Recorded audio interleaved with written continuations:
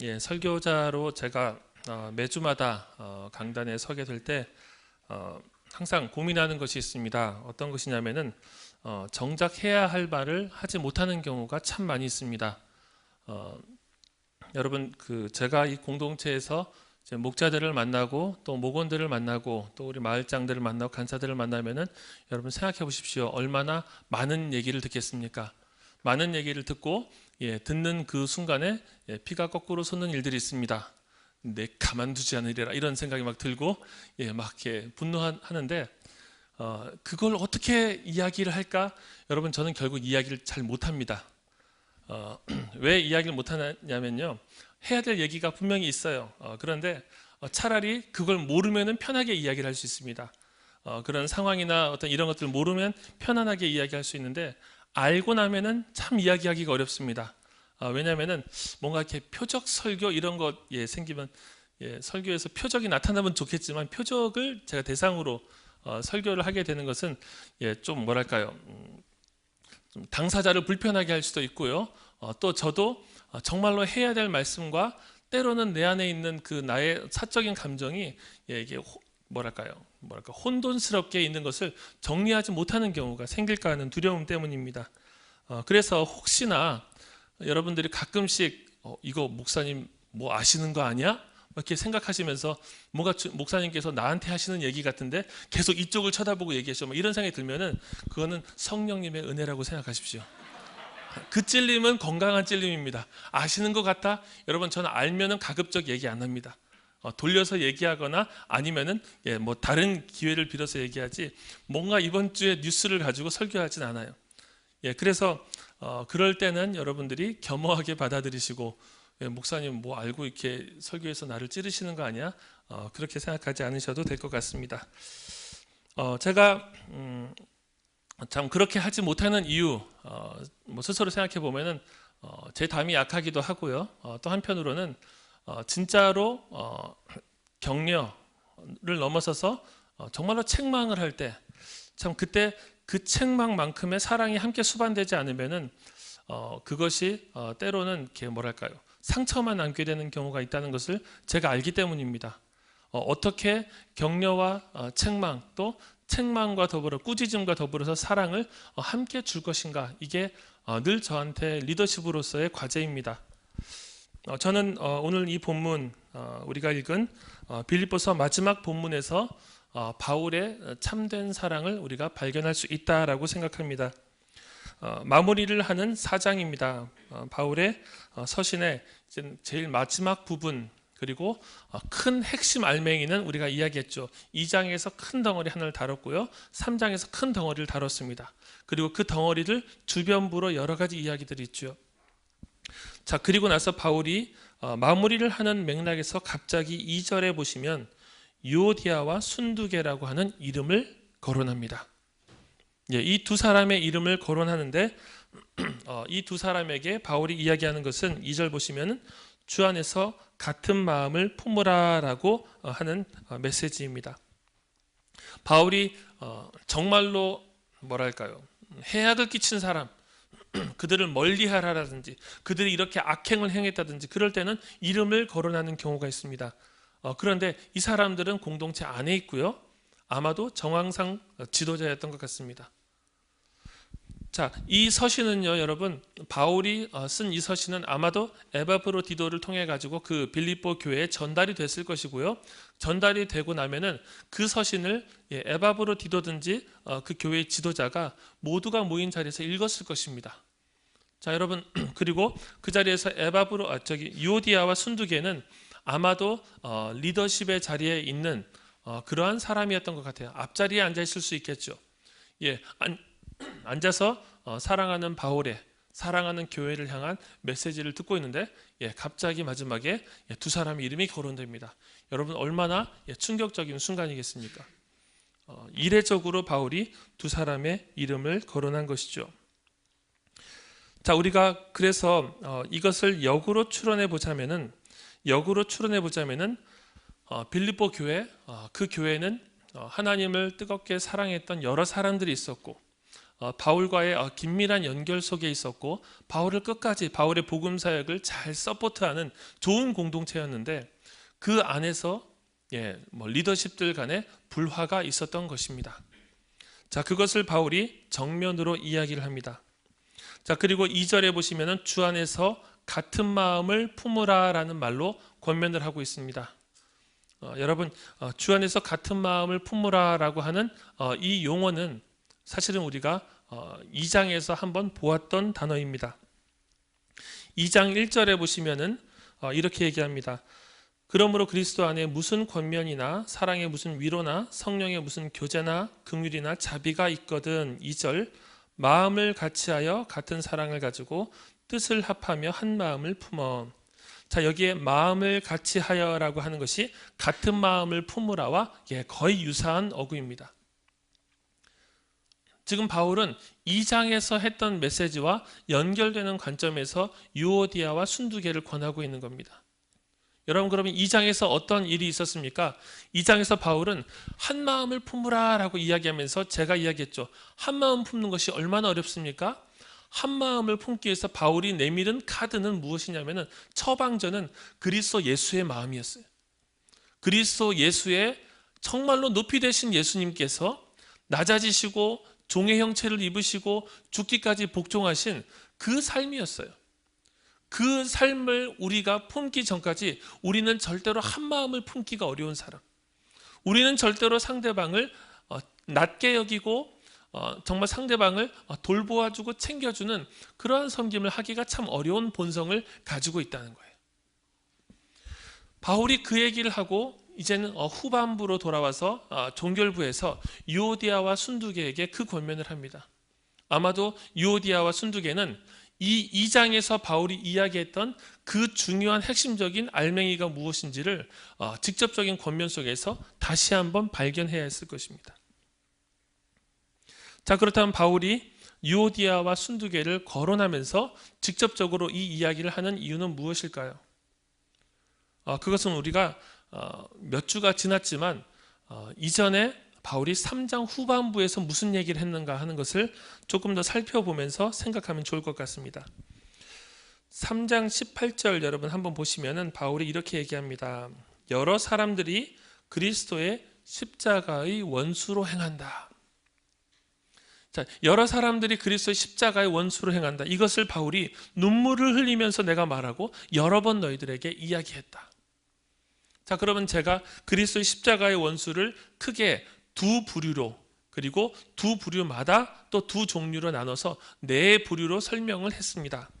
자, 그리스도의 십자가의 원수로 행하는 공동체 바깥의 사람들, 바깥의 사람들 두 부류였습니다. 불신자들입니다. 불신자들, 십자가와 상관없이 살아가고 십자가를 귀하게 여길 생각이 없는 사람들, 하나님을 알지 못하는 사람들입니다. 그리고 그리스도 십자가의 원수 두 번째는 공동체 바깥에서 유대인들입니다. 유대인들은 철저하게 기독교 예수 그리스도를 하나님의 아들로 믿는 그 그룹들을, 교회를 탄압했죠. 자, 교회 바깥에서, 공동체 바깥에서 이 두 그룹이 있었다는 겁니다. 근데 이 두 그룹은 사실 늘 있었기 때문에 교회 자체에게 직접적인 위협이 되지는 못합니다. 자, 그렇다면은 교회 안에 또 그리스도의 십자가의 원수가 있다고 했어요. 어떤 사람들입니까? 첫 번째, 그 빌립보서 2장에 나와 있는 하나 되기를 원치 않는 분열하는 사람들입니다. 2장에서 바울이 크게 하나 되라고 이야기했던 그 사람들. 두 번째는 3장에 있는 사람들입니다. 3장에 있는 사람들 어떤 사람입니까? 공동체 안에서 계속해서 율법의 준수를 주창하는 사람들. 너희들이 할례도 받아야 된다. 할례를 받아야지 유대인으로서의 어떤 율법과 그 규례들을 잘 지켜야지 너희들이 완전해질 수 있다라고 얘기하는 그룹입니다.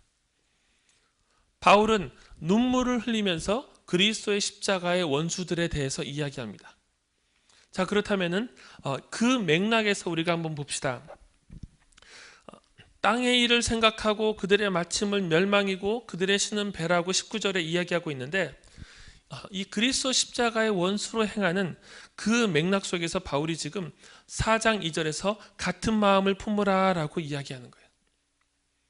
바울은 유오디아와 순두개의 이름을 거론할 수밖에 없었을 것입니다. 왜 그렇습니까? 이들이 그리스도의 십자가의 원수가 될 가능성이 있었기 때문입니다. 여러분, 그러면 유오디아와 순두개는 정말로 탐욕스럽고 자기중심적이며 아주 권력력이 강한, 막 사람들 앞에 나서기 좋아하고 인정받기 좋아하는 막 그렇게 리더십의 전쟁을 벌인 사람들이었을까요? 3절에 보시면은 4장 3절에 보시면 바울은 이렇게 얘기합니다. 또 참으로 나와 멍에를 같이 한 내게 구하노니 아마도 수신자였던 것 같습니다. 대표적인 사람이죠. 복음에 나와 같이 힘쓰던 저 여인들을 돕고 그랬어요. 복음에 나와 같이 힘쓰던 저 여인들, 여러분 그 여인들이 누굽니까? 유오디아와 순두개예요. 여러분, 바울은 유오디아와 순두개를 가리켜서 뭐라고 얘기하냐면요, 복음에 나와 같이 힘쓰던 저 여인들이라고 얘기해요.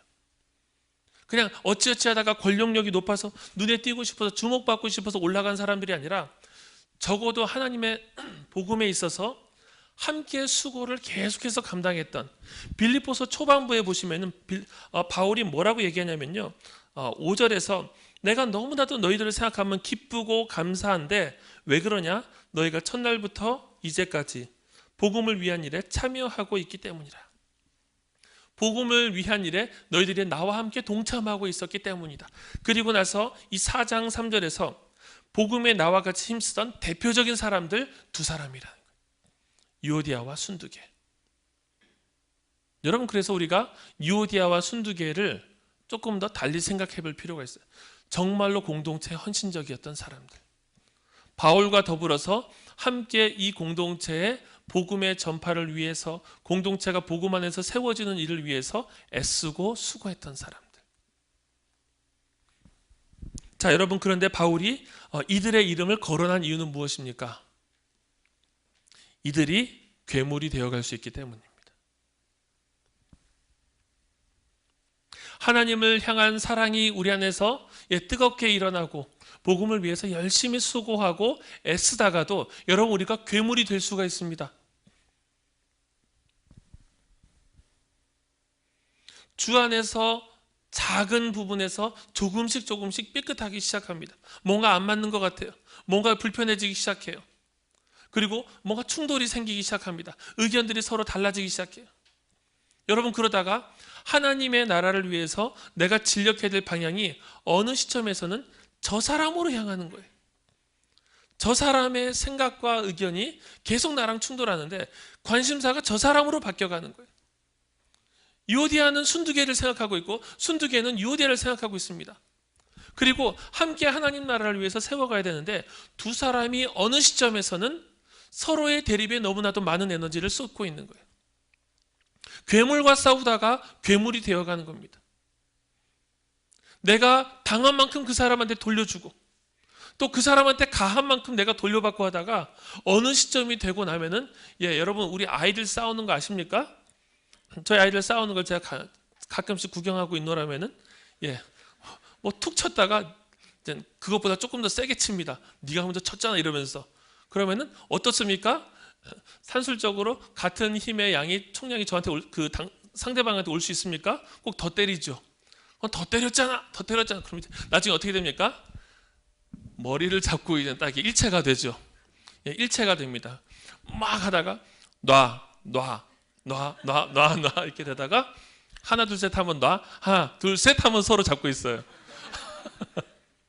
제가 어떻게 하다가 그걸 한번 동영상을 찍은 적이 있어요. 얘들 싸우는 게 너무 웃겨갖고. 이제 그게 진짜로 막 치고받고 싸우는 게 아니라 하지마 막 이렇게 하면서 싸우더라고요. 여러분, 그런데 우리 안에서 싸움이 자라나는 방식도 그렇잖아요. 정말로 큰 상처를 주는 게 아니라 사소한 상처들이 왔다 갔다 하고 사소한 의견들이 왔다 갔다 하다 보면은 정말 큰 대립으로 갈라서게 되는 거예요.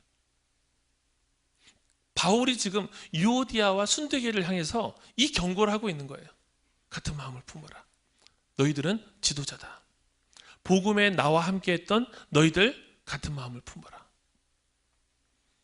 바꿔서 쉽게 얘기하면 괴물이 되지 말아라는 거예요. 여러분, 공동체의 리더십들이요, 여러분, 목자 이상의 모든 사람들이, 우리는 항상 경계해야 됩니다. 뭘 경계해야 됩니까? 주의 나라를 위해서 열심히 살다가 어느 순간 뒤를 돌아보니까 내가 괴물이 되어 있는 거예요. 내가, 나와 생각이 다른 사람, 혹은 다른 방식으로 하나님 나라를 섬기는 사람 용납하지 못하는 거예요. 사실은 그 위험이 제일 많은 사람은 사실 접니다. 공동체에서 또 마을장이에요. 또 간사들이에요. 공동체에서 섬김이 오래되고 중요한 역할을 맡아가다 보면은 어느 시점에서는 그런 존재가 돼요. 여러분, 이것을 경계해야 됩니다. 그래서 여러분, 공동체에서 성숙해가는 선배들은 두 종류의 싸움을 하셔야 돼요.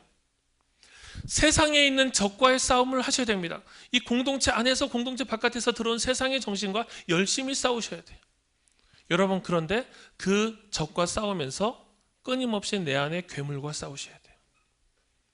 내 안에서 자라나고 있는 얘 봐라, 온 지 얼마 되지도 않은 것이, 얘 봐라, 목자한 지 얼마 되지도 않은 것이, 여러분, 우리 안에서 계속해서 이 하나님께서 이 공동체 가운데 일하시는 방식 속에 내 마음과 맞지 않는 것들이 충돌하게 되고, 그 안에서 내가 통제력을 사용하고 싶어 하는 거예요.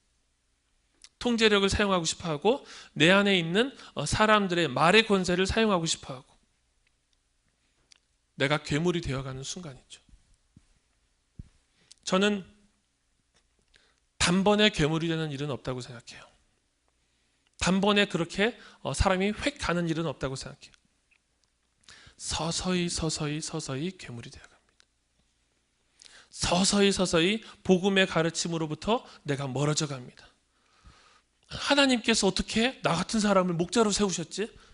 하나님께서 어떻게 나 같은 사람을 국장으로, 학년직으로, 어떻게 나 같은 사람을 목사로, 간사로 세우셨지? 여러분, 안에서 처음에 감격이 생겨요. 야, 정말로 하나님께서 참 이런 은혜를 나한테 주시다니. 근데 여러분, 익숙해지다 보면요, 익숙해지고 나면은 쟤 봐라, 이 녀석 봐라 생각이 되는 거예요.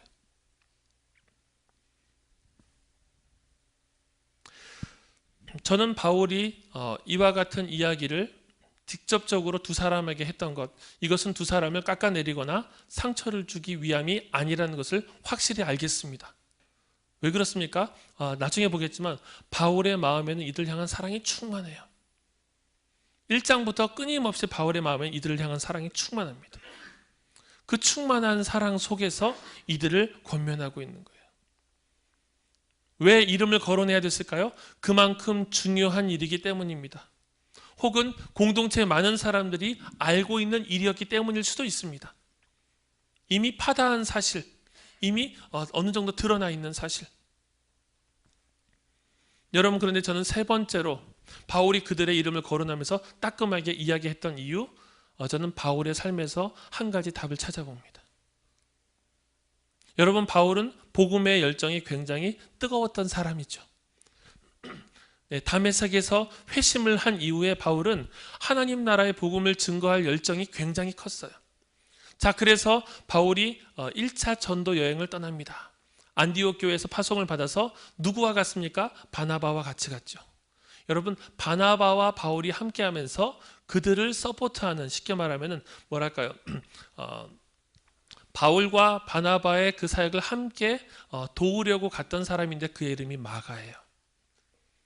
여러분, 마가가 바울과 바나바와 더불어서 함께 선교 여행을 갑니다. 여러분, 그런데 아마 마가는 조금 어린 친구였던 것 같아요. 중간에 마가가 포기해버렸습니다. 선교를 같이 하다가 무슨 일이 있었는지는 모르겠습니다. 자기가 들어야 될 짐이 무거웠을 수도 있고요. 혹은 관계에서 바울이나 바나바의 연약함을 봤을 수도 있고요. 어쨌든 포기해버렸습니다. 중도에 하차했어요. 자, 1차 선교 여행이 마무리됐습니다. 그리고 2차 선교 여행을 다시 계획할 때였습니다. 2차 선교 여행을 계획하면서 바울이 바나바와 의견의 차이를 갖게 됩니다. 바나바는 마가를 데리고 가려고 합니다. 바울은 마가를 데리고 가기를 거절합니다. 이거죠. 바나바는 마가를 잘 품어주자, 우리가 품어가지고 함께 얘를 성숙하게 하나님 나라를 좀 이렇게 섬겨나갈 수 있지 않겠냐. 다시 한번 기회를 주자. 바울은 그 당시에 열정이 굉장히 컸던 것 같습니다. 저런 자격 미달은 쓸 수 없다. 아마 그런 입장이었던 것 같아요. 데리고 갈 수 없다. 여러분, 그래서 사도행전에 보시면요, 둘이 피차 크게 다툽니다. 피차 크게 다투고 그리고 나서 갈라서 버립니다. 그리고 나서 바울의 서신에서는 바나바 이름이 등장하지 않아요. 그렇게 2차 선교여행에서 사실 바나바는 어떤 사람입니까? 바울을 그 유대인들의 그 중심에서 바리새인으로서 그 그리스도인들을 대적했던 그 핵심에 있었던 바울을, 회심하고 난 바울을 사도들에게 소개했던 사람이 바나바예요. 바나바는 끊임없이 포용했던 사람이죠. 두려움을 갖고 있었고 경계심이 있었으나 포용했던 사람. 그래서 바나바가 마가를 포용했던 것 이해가 되죠. 여러분, 그런데 바울은 그 당시에 용납할 수 없었어요. 그 중심의 자세가 바로 서지 않은 자격 미달의 마가를 용납할 수 없었어요. 여러분, 그래서 피차 크게 다투게 됩니다. 야, 뭐 사도들끼리, 뭐 사도와 이 교회 지도자 위대한 사람들끼리 그리고 나서 화해하면 되지. 여러분, 그러나 화해가 어떻게 이루어졌는지 그 다음 스토리에는 등장하지가 않습니다. 그런데 아마도 나중에 바울은 뭔가 후회를 했거나 아니면은 다시 그 마음을 돌렸던 것 같아요. 나중에 디모데 서신에 보면은 아주 후반부의 최후의 서신 중에 하나입니다. 디모데 전서를 보면은 마가를 데려오라, 저가 나의 일에 유익하니라. 마가의 중요성을 알고 마가를 다시 받아들입니다. 여러분, 바울은 저는 바울이 유오디아와 순두계에게 너희들 정말로 같은 마음을 품어, 한 마음을 좀 가져라라고 이야기할 수 있었던 것, 그것은 바울의 삶의 경험을 보건대 하나님을 향한 열정도 때로는 서로를 쏘는 화살이 될 수 있다. 공동체를 열심히 섬긴다고 하고 하나님의 일을 한다고 하면서도 우리 안에서 얼마든지 다투고 찢어질 수 있다. 그런데 돌이켜놓고 생각해 보니까 그 분열은 얼마나 마음 아픈 분열입니까?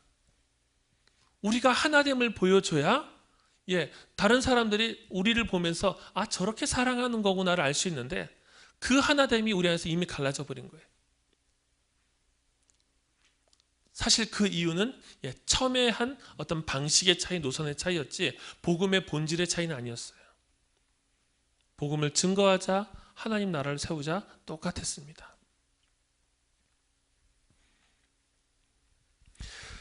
바울이 유오디아와 순두계에게 권하는 것은 무엇입니까? 괴물이 되지 말라는 것이에요. 너희들 내면에서 자라가고 있는 하나님의 복음과 주의 나라를 빙자해서 커가고 있는 또 다른 종류의 괴물과 싸우라는 거예요. 여러분, 저는 20대인 여러분들에게 권합니다. 여러분들은 사실 내세울 게 없는 사람들입니다. 고린도전서 1장에 있는 형제들아 우리를 보라. 주위에 문벌이 높은 자가 많지 않고 학식이 높은 자가 많지 않고 세상에서 하나님께서 우리 같은 사람을 들어서 지혜 있는 자를 미련하다고 하시는 하나님의 계획서 여러분 부름받았어요. 기분 나쁘시죠? 여러분, 우리는 그런 사람들이에요. 그게 뭐냐면요, 복음이 제대로 우리 안에 들어왔다는 증거예요. 나는 복음 외에, 하나님의 은혜 외에는 난 아무것도 없다. 난 진짜 껍데기밖에 없다. 여러분, 이게 증인들 공동체를 지배하는 정신이어야 돼요. 여러분, 그런데 증인들이 그렇게 해서 은혜를 누리고 나면요, 어느 시점에서 내가 학년이 높아지고 혹은 대학부를 졸업하고 막 교회에서 오랫동안 시간을 보내고 나면은 그때의 은혜들이 감투가 돼요. 야, 그때 참 뜨거웠었지. 그때 참 은혜가 있었지. 너 그때 있었어? 질문하는 거예요. 야, 그때 저 전설이었지, 레전드였지 이러는데 너 그때 없었지. 여러분, 우리가 누리고 있었던 이때 아무것도 없을 때 그 은혜가 얼마든지 우리에게 감투가 될 수 있다는 거예요. 경계하십시오. 여러분들은 10년 뒤에 20년 뒤에 이 교회 집사님이 될 분들이고 어느 시점에서 이 교회에서 안수 집사님 중직자가 되고 장로님이 될 분도 여기 있을 거예요. 항상 기억하십시오. 항상 경계하십시오. 우리가 은혜를 누렸다는 사실은 겸손으로밖에 입증할 수가 없어요. 내가 과거의 은혜를 통과해서 그때 당시에 이 공동체가 큰 부흥을 했다, 은혜를 누렸다는 것을 우리가 입증하는 방식은 그 은혜가 지금 나한테 남아있다지 내가 그것을 경험한 머리와 나의 연륜이 아니에요. 저는 그래서 여러분들이 대학부 출신이고 대학부 공동체에서 이 시기를 지났던 것이 전 여러분들에게 자랑이 되기를 바라요. 그런데 그 자랑은 사람들에게 내세울 수 있는 감투 혹은 여러분 막 군대에서는 이렇게 패치 붙이는 거 참 중요하지 않습니까? 나한테 또는 하나의 새로운 패치가 되는 게 아니라 하나님의 은혜를 받은 자로 내가 겸손할 수 있는 근본적인 이유 중에 하나. 난 정말로 그때 그 은혜가 너무나 컸기 때문에 난 내세울 게 없어. 난 지금도 그거 아니면은 난 정말 껍데기야. 그때 만났던 하나님의 은혜, 그때 만났던 그 말씀, 그때 내가 무릎 꿇고 내가 깨어졌던 거, 그것이 나를 오늘 있게 했어. 여러분, 그것이 우리의 보이지 않는 감투가 됐으면 좋겠어요. 어떻게 하면 우리가 이 공동체에서 또 공동체 속에서 믿음을 가지고 살아가면서 이 세상을 살아가면서 괴물이 되지 않을 수 있습니까? 바울은 다음 절에서 4절부터 내 안의 괴물과 싸우는 방법을 이야기합니다. 첫 번째입니다. 4절입니다. 주 안에서 항상 기뻐하라. 내가 다시 말하노니 기뻐하라. Choose joy입니다. 기뻐하기로 기쁨을 선택하라. 기뻐하기로 결심하라. 기뻐하고 내 안에 기쁨이 회복될 때 그 다음 절에 어떻게 합니까? 너희 관용을 모든 사람에게 알게 하라. 여러분, 우리 안에 기쁨이 있어야 우리가 관용할 수가 있어요. 이 관용은 두 가지로 드러납니다. 공평하고 정의로움으로 드러납니다. 이 관용이에요. fair. 여러분, 그런데 이 관용은 다른 사람들을 용납하는 유순함으로 드러납니다. 젠틀하고 유순하고 친절한 것으로도 드러납니다. 이 관용이 어떻게 다른 사람들에게 드러납니까? 내 안에 기쁨의 에너지가 있을 때. 내 안에 하나님께서 기쁨을 회복시켜 줘야 다른 사람들에 대해서 온당하게 대할 수 있는 겁니다. 때로는 정의롭게, 정당하게, 그리고 때로는 용납하며 관용으로 대할 수 있는 거죠. 두 번째입니다. 두 번째는 6절입니다. 하나님을 향해서 우리의 필요를 아뢰는 것입니다. 6절에서 이렇게 얘기합니다. 아무것도 염려하지 말고 다만 모든 일에 기도와 간구로 너희 구할 것을 감사함으로 하나님께 아뢰라. 자, 염려하지 말고 불안해하지 말고 너희들의 모든 제목들을 모든 일에 기도와 간구로 감사함으로 하나님께 아뢰라. 그때 7절에서 뭐라고 얘기합니까? 그리하면 모든 지각이 뛰어난 하나님의 평강이 그리스도 예수 안에서 너희의 마음과 생각을 지키시리라.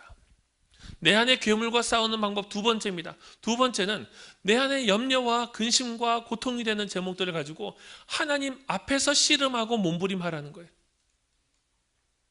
하나님 앞에서 씨름하고 몸부림하고 거기서 지지고 볶고하라는 거예요.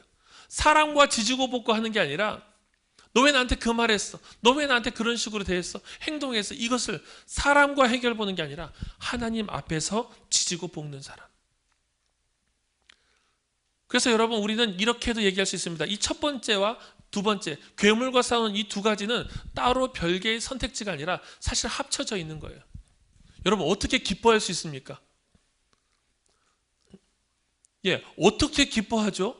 기뻐할 상황이 아닌데 어떻게 기뻐합니까? 하나님께서 우리의 마음과 생각을 지켜주셔야 내 마음과 생각에 기쁨을 허락해 주셔야지 내 기쁨이 드러날 수가 있고 그 기쁨이 있어야 다른 사람들에게 관용할 수가 있는 거죠. 그래서 여러분, 이 choose joy는 그냥 기뻐하기를 선택하고 막 이렇게 웃으려고 막 애를 쓰면 웃어집니까? 기쁨으로 향하는 길로 내가 가겠다는 거예요. 기쁨과 내 안에서 관용이 흘러나오는 그 길을 내가 걷겠다는 겁니다. 그래서 어떻게 하라고요? 하나님 앞에서 울으라는 거예요. 하나님 앞에서 근심하라는 겁니다. 내 안에 근심을 내가 계속 붙잡고 있을 때 그것은 해결될 길이 없습니다. 걱정을 해서 걱정이 없어지면 걱정이 없겠죠. 걱정은 계속해서 내 안에 상승작용을 일으켜요. 여러분 염려는 키우는 겁니다. 계속 내가 품고 있으면 자다가도 생각나고 일어나도 생각나고 계속 생각나요. 그 염려를 다루는 법, 그 내 안에서 분노를 다루는 법, 내 안에서 무관심을 다루는 법, 이 모든 것들을 다루는 법, 하나님 앞에서 무너진 존재가 되라는 거예요. 여러분, 그래서 여러분들의 개인 기도의 자리가 굉장히 중요합니다. 여러분들은 기도의 자리에서 하나님과 어떤 관계를 맺고 계십니까? 하나님 앞에서 무너지십니까? 저는 하나님 앞에서 무너질 때, 저는 자주 무너집니다. 저는 하나님 앞에 항상 절박할 이유들이 많아요. 바로 직전에 설교하기 5분 전에도 하나님 앞에서 절박하게 기도했어요. 주님 도와주십시오. 너무 힘들어요. 매 주일마다 저는 절박하게 주님께 기도합니다. 주님이 도와주시지 않으면 이거 할 수가 없습니다, 제가. 여러분, 그럴 때 우리 입에서 나오는 기도는 굉장히 원초적인 기도입니다. 하나님 정말 짜증나 죽겠어요. 정말 분노가 터집니다. 정말 저한테 왜 이러시는지 모르겠어요. 오늘 여러분 욥기 얘기 들으셨잖아요. 욥의 얘기 들으셨잖아요. 욥이 하나님을 향해서 할 말을 다 했다고요. 할 말을 다 했는데 여러분 욥기 마지막에 보시면 어떻게 얘기하는지 아십니까? 하나님께서 욥을 들어서 새 친구들을 위해서 화목 제사를 드리게 합니다. 욥이 제사장이에요. 욥이 하나님과 그 새 친구들의 중재자가 됩니다. 여러분, 이게 관용입니다. 관용. 우리가 하나님 앞에서 얼마든지 무너져도 괜찮아요. 그리고 하나님 앞에서 무너져야 됩니다.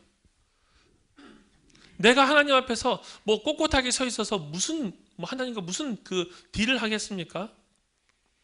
눈치 보지 않고 체면 차리지 않고 하나님 앞에 철저하게 고꾸라지는 거예요.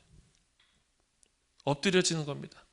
여러분, 그 언어가 여러분들에게 익숙해지고 개발될수록 여러분들의 개인 기도는 깊어집니다. 하나님 도와주십시오. 이 상황을 제가 해결할 길이 없습니다. 이 분노를 제가 소화시킬 방법이 없습니다. 하나님, 이거 어떡합니까? 도와주십시오. 일해 주십시오. 좀 도와주십시오. 여러분, 그럴 때 그 기도를 통해서 하나님이 내 마음을 어떻게 바꾸십니까?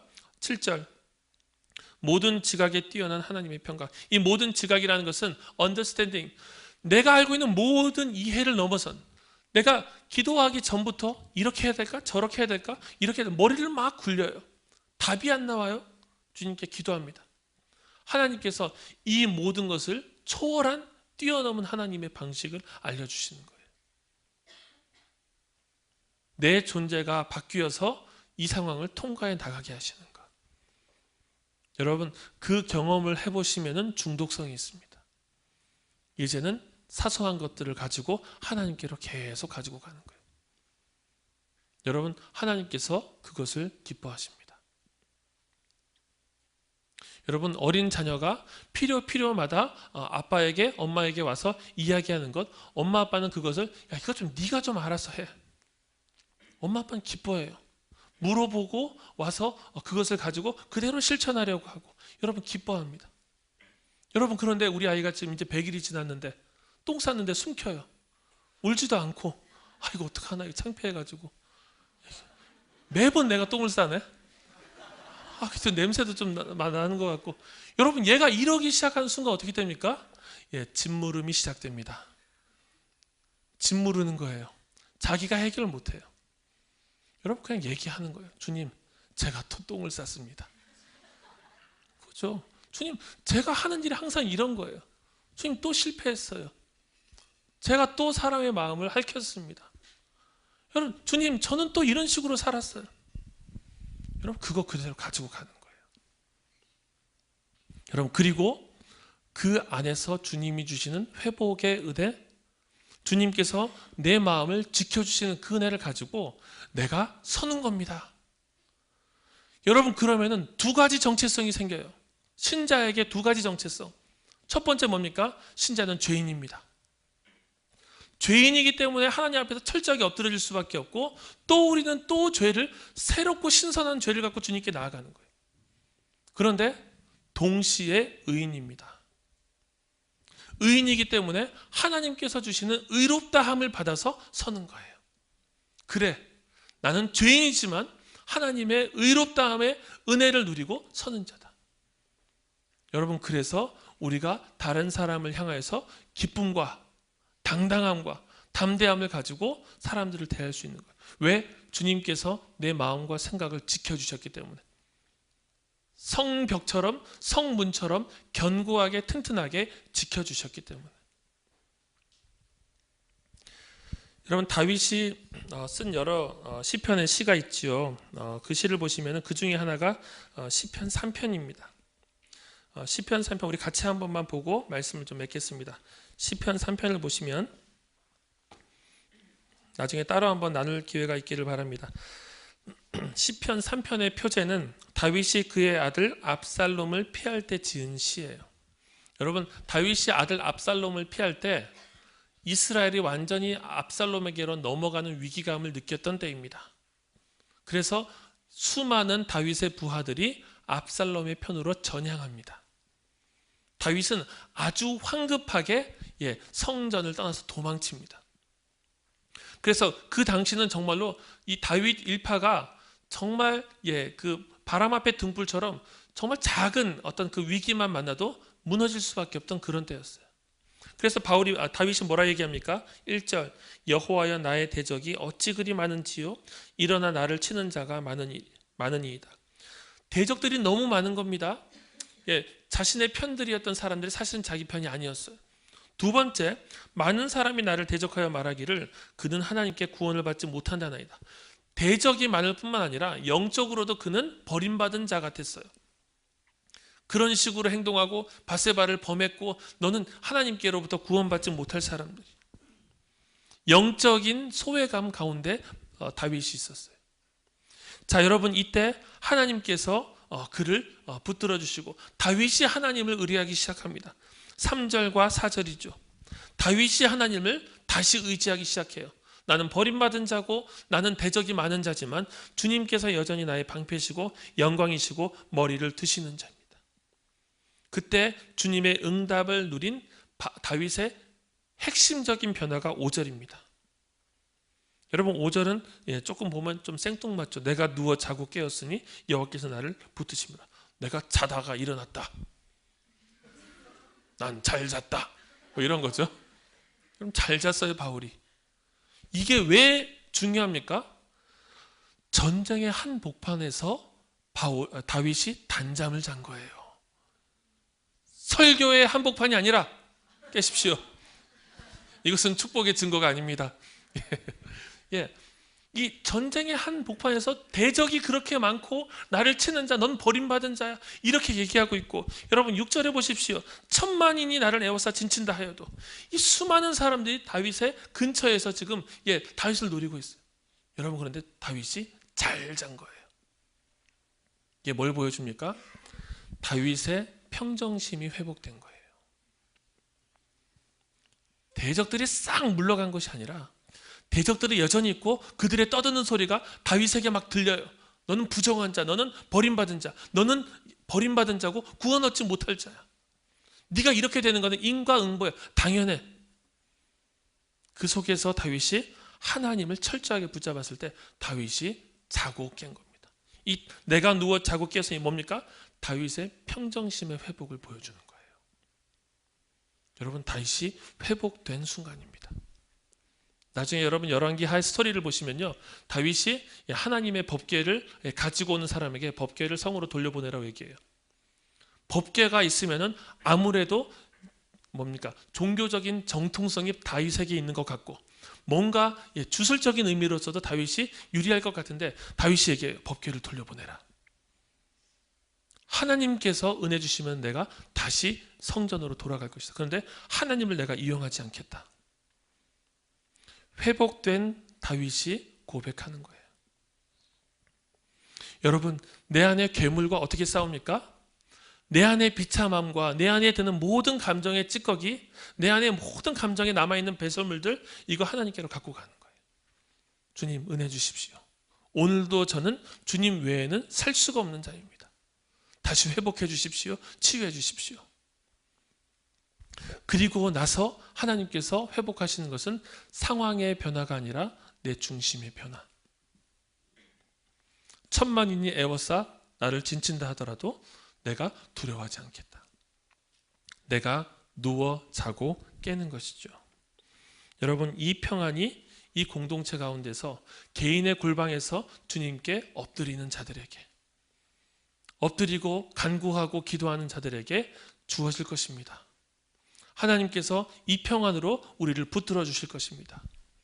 여러분, 그때 우리는 내 안의 괴물을 제압할 뿐만 아니라 다른 이들에 대해서 기쁨으로, 사랑으로, 관용으로, 그리고 우리가 이 공동체 가운데서 연수가 더해갈수록 하나님의 사랑이 무엇인지 알기 때문에 내가 아무것도 아니라는 것을 알고 그 고백과 더불어서 주님의 공동체를 신실하게 섬길 수 있을 것입니다.